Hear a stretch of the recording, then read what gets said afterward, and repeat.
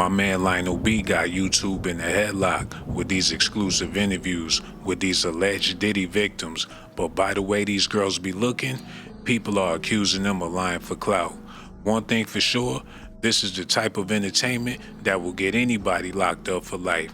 These type of stories need to be told in the courtroom, but instead, we're holding court on YouTube. These victims, with these gory details, is enough to make a horror film producer blush. People are canceling their Netflix subscriptions because Lionel B is the Tyler Perry of alleged victimhood. The type of girls Diddy been with and the type of girls that's making these accusations got people feeling like the math ain't mathing. I want y'all to listen to this and let me know if y'all can make some sense out of this. I was a party favor. What does that mean? I was a party favor. I was somebody you could take off the table. So you're telling me they set children? I set children on a table. Like when you go to a birthday party and they have gift bags for everybody that comes that have candy and toys in them. Yep. And they set them on the table. So you're telling me at the freak-off parties, they put children on the table instead of gift bags. And then people can do what? Take you off the table and have sex with you, even though it's against the rules to do certain things like anal sex or full house sex. Sometimes that's against the rules. Like for me, that was against the rules, but that didn't matter. I would hate to think that things go down like that, but who am I to say that it's not true? They never mention nothing like this in the lifestyles of the rich and famous. Where accusations like these, the unemployment rate about to be through the roof. People are not trying to get money anymore because it seems like money is the root of all evil. Some of these victims look just like pigs. Is that the reason why Diddy treated them like cattle? All I know is if these rumors are true, these young ladies need to get justice ASAP. Candle, all these types of different things. And they were all put into her. There was a knife, it was a corkscrew, it was a glass bottle, it was a candle, and it was a cigar on a tray. And I remember all of them had to stick it in me. And I will never forget how Bill Cosby lit the cigar and put it out on my vagina. I'm talking about, the video was so graphic, bro. Y'all gotta go watch it yourself, dog. I'm giving y'all the cliff notes. I may be ruining it for y'all, but nah, do yourself a favor and just listen to her talk. Listen to her talk, bro. She said she was taken to the emergency room. They performed emergency surgery on her, cut her open, removed. First of all, she said she was out. She didn't even remember the surgery. But then when she came to, I don't know if it was an officer or some law enforcement person or someone gave her the video of the operation where they saw her. She believed that what they pulled out of her was her intestines because it was long and black. I remember I was in pain, so my whole body hurt. So I didn't know the difference. They did operations to remove something out of me. I felt the same way I felt before they did the operation. I remember him showing me the video, and I'm like, that's not me. And it looked like they pulled the fucking intestines out of me. And it was that pink dildo all on it. And he was all, I was like, that's not, I was like, ew, what is that? I was horrified. And he was like, this is you. Who did this to you? And I went on and told him the truth. You know, Diddy did this. Right. But what they pulled out of her was a dildo that was forced up her anus so far that it was inside of her stomach. When it pulled out, it was big and black. She said she was locked in cages with kids. It's like it goes in and out. I remember trying to escape. I remember the brown children. I remember being locked in a cage with these brown kids. I don't know what race they were, but I know they looked at black, but they didn't speak English. How many kids would you say was in there with you? Had to be like 30 or 50 kids, but it kept getting smaller and smaller and smaller because they were hunting these babies. It got to like, it was like until I noticed it, I was just in the cage. But before they like took me out the cage and put me back in the cage, they had me these babies with them. With babies, 30 to 40 to 50 babies, bro. Oh, she's 33 now. This all happened when she was 13, 14, 15 years old, bro. She was forced to stay in cages with little kids, where the kids were forced to do the same thing she was forced to do. She goes through the whole ordeal from her believing she's about to get put on in the industry, but then she describes how she was trafficked, how she was put on a plane, drugged up, flown to a studio in Jersey, where everything that was stated in that lawsuit, she explained in graphic detail, bruh. Much more detail than that lawsuit provided, dog.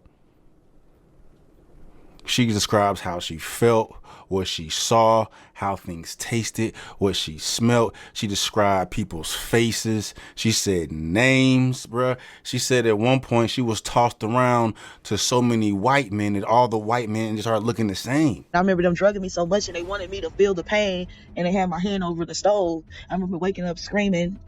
This was a fat white guy. He kind of hunchback, got a pointy nose. This fat white guy, he was just passing me to different white men, and to a point they all started looking the same to me. I'm trying to Like, she cries horrifically in the video, bro. You know what I mean? Which I would love to share with y'all, but like I said, y'all go ahead and give Lionel B what he want, bro. You know what I'm saying? But at this point, dog, we try to expose. We need to expose this, bro.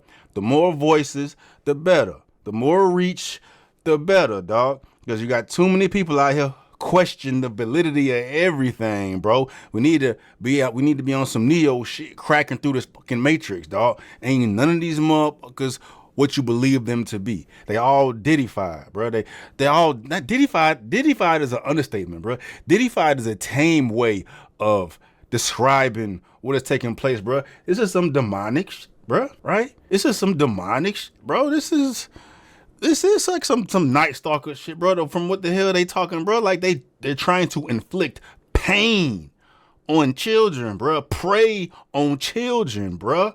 They taking souls, destroying people. She said she had to get her genitalia surgically reconstructed that they fucked it up so much. I remember them having to sew me up and reconstruct my stuff down there. I didn't go straight home. He said, I can't send her home like this. Me personally, I'm gonna go ahead and believe everything that this young lady is saying. I don't have no reason not to give her the benefit of the doubt. But if she is lying, there is a chance that she can get sued once Diddy is released from jail. There's already lawyers getting destroyed for making accusations, so it's gonna be 10 times worse for the victims and the people that let them use their platforms. One of the main lawyers that was claiming that she got proof and videos on Diddy is backtracking her statements, and she's packing pistols and watching her back out here in these streets out of fear of retaliation. Is your client fearful if Diddy does get out? As you know, I represent other clients, actual victims who have sued Mr. Combs, Diddy, in civil court, and all of them are very apprehensive about their safety if he were to be granted bond. I am confident in the court. I am sure that the court will remain with their previous decision of no bond. I feel like the judge only gave this let me think about it just to not make it as obvious. But I have all the confidence in the world and the federal court and the state of New York that they will remain keeping Diddy under no bond, and that all of the victims in this case will be able to proceed sooner rather than later. Yeah, and you mentioned, I mean, you don't just represent this man, you represent other alleged victims too and people involved. Have there been any threats made against any of your clients? There have been threats from people on the internet, but not from, at least what we don't know, from Diddy to be directly. So my clients have, Mr. Burgess has received several death threats. My client, Mrs. Parham, has been receiving threats, but we don't know if they're just regular people from the internet or if they're actually people who were sent by Diddy. Do you have any idea where the threats are coming from? I mean, have you done any investigation? Well, most of the investigation leads us to a lot of burner accounts on Instagram, and we're trying to now sift through possibly working with law enforcement to try to get subpoenas to determine the IP addresses of where those threats were emanating. So, okay, interesting. We know that the cease and desist letter has now come. Has there been any other pressure of any kind that you or your clients have felt to stop talking? In general, I feel that the gag order, when we talk about that, Mark Agnifilio wrote about me specifically, and also all of the other plaintiffs in the civil lawsuits to try to have all of us gagged. there's pressure every day that us continuing to talk about this is putting not only our lives in jeopardy, but could be potentially used against us in a gag order. So it was, I just want to make sure I understand correctly, it was Diddy's sons who actually sent the cease and desist? Is that the way it was worded? Yes, it was worded as coming from Quincy Brown and Christian Combs. It did mention the daughters, but it did not name them specifically, but it did name the two sons, Kim Porter's sons. So do you get the sense that from behind bars, Diddy is still directing all of this, is the one who said, send this letter? Do you think he's that involved? I'm 100% confident it was Diddy who orchestrated this whole farce of a letter. The letter was a waste of my time to read and a waste of the lawyer's time to write. I hope the lawyer who wrote that letter got paid triple, because it was actually a very stupid letter. Why do you say that? Why do you say stupid? Well, because they contradicted themselves in their own letter. In one breath, they're asserting that these sons have copyright, they're the copyright owners, and that Courtney is not the proper copyright holder. And then in the same breath is calling Courtney a liar and saying that the work they're saying they're the copyright owner of is a fake. So if both things cannot be true, either it's a fake and it's a work of fiction that Mr. Burgess made up himself, or it's actually the work of your mother, and then you can maybe assert some copyright issues, but even copyright ownership, but there are issues there as well, because Mr. Burgess received the copyright from Kim Porter prior to her death. So that would mean there was a conveyance of copyright, which means in the instance where Kim Porter has now passed on, those ownership rights wouldn't belong to her heirs because she already conveyed them before her death. Interesting. I just find it sort of fascinating that with everything that gets written about Diddy and all the claims and everything you see online, that you and your client are the ones who are getting this cease and desist letter. What exactly that means, I guess we'll have to wait and find out. I'm not surprised you don't at seem all surprised. Because I'm really good at what I do. So I think, the whole thing about the squeaky wheel gets the oil. I've been making a lot of noise. I've been making noise about Diddy since 2021. He's been trying to silence me for years now. So now I'm sure he's feeling, if anybody's feeling the pressure, I'm sure it's him. Are you nervous at all? No, I keep two straps on me. I make sure, and I have God protecting me. I'm not scared as long as he's behind bars. I will say if he does get out, I am grateful to hear that the judge won't let him come back to Miami. So to that extent, I'm very grateful. If he were to come back to Miami, I probably would be a little nervous and probably beef up security. But other than that, I know I have God's protection, so I'm not scared. And I'm pretty good with my Smith & Wesson. So one thing for sure, everybody is getting paid to say whatever they're saying. If there wasn't any money involved, regardless of the victims, nobody would even bother taking the risk of slander. But with the money and the clout aside, justice still need to be served. Rich people using poor people like toys is never cool. But according to Ray J, none of this freak-off nonsense ever happened on his watch. Ray J's take on the latest joins us now. Thank you very much for coming on short notice. Appreciate you. Thank you, Chris. Always good to talk to you. So, Ray J, what is your take on the suggestion that Diddy is powerful enough that he can reach out, even if behind bars, like some kind of mob boss, and get people to tell people to shut up, or I'll pay you if you shut up, and be effective? Look, I don't know how real that is. I think, when you're in jail, I think you should also know how to move and not do stupid stuff like that. I think a lot of the stories are becoming out of control and super extreme. Again, you start one way, and then as it builds, there's thousands of people coming in creating a new narrative. And when you do your research or your due diligence on it, a lot of it doesn't come back real. So now you're stuck in a position to go, is any of it real, or how much of it is real?